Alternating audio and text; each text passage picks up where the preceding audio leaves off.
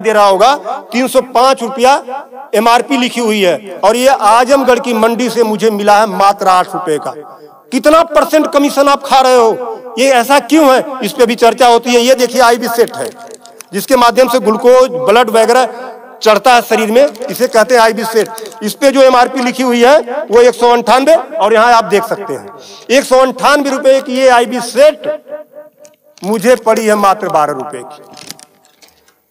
फिक्स्टर we go set लगाने के बाद जो उस पर टेप लगाया जाता है यह मुझे पड़ी है 6 से 7 रुपए की और इस पे MRP 71 रुपया 50 पैसा। यहां भी आप देख सकते हैं।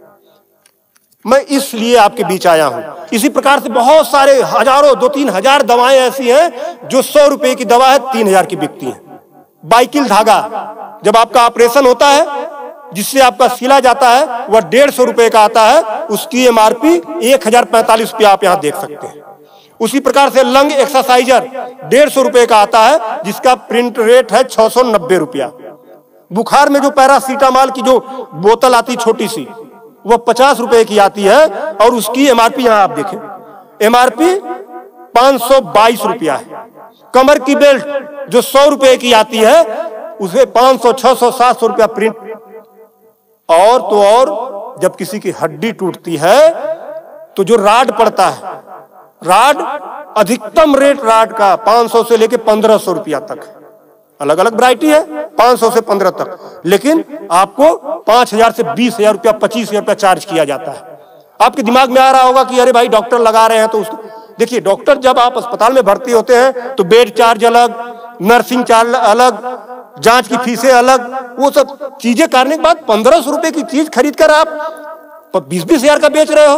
तब मैं आपके बीच कहने आया हूं कि साथियों उसी प्रकार से बहुत सारी दवाई हैं। 100 रुपए की दवा, एक दवा मैं देखा ला नहीं पाया उसको, 100 रुपए की दवा उसकी MRP 2000 रुपया लिखी हुई थी।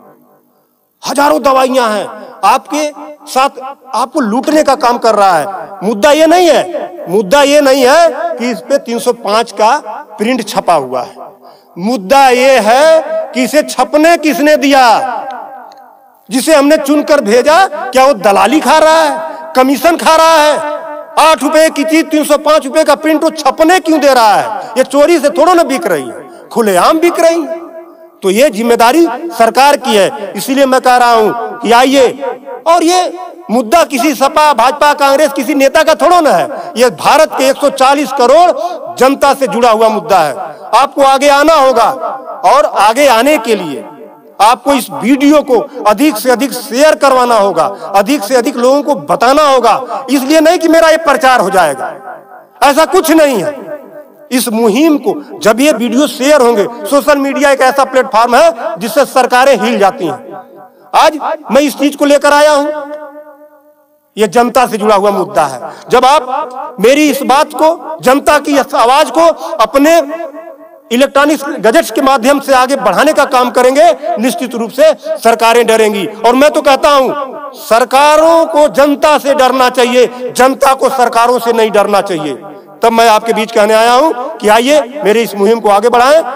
कि बात 305 रुपए की नहीं है, बात उस गरीब की है, उस रिक्शा चालक की है जो दिन भर में 450 से लेकर 500 तक की मजदूरी पाता है। अगर उसकी तबीयत खराब हुई, वो बेहोश हो गया, उसके घर वाले किसी उसको अस्पताल लेकर जाते हैं तो 305 रुपया वो अस्पताल केवल वीगो का चार्ज कर लेगा, फिक्स्टर का 71 रुपया चार्ज कर लेगा और IB सेट का चार्ज कर लेगा। ये सब मिला के 600-700 रुपया हो गया। यानी उसकी 1.5 दिन की दिहाड़ी में अभी तो ग्लूकोज लगा ही नहीं, दवा कोई उसने खाया ही नहीं, बेड का चार्ज हमने बताया नहीं, अस्पताल का चार्ज हमने बताया नहीं।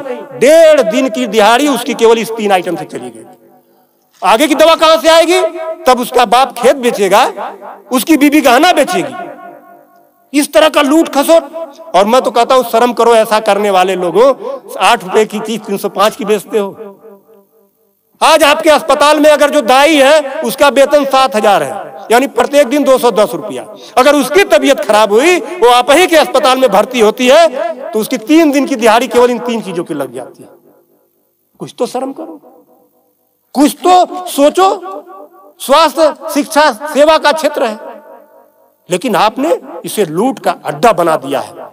सरकारों के मिली भगत से ऐसा हो रहा है। तो मेरा निवेदन है आप लोगों से कि इस वीडियो को अधिक से अधिक शेयर करें ताकि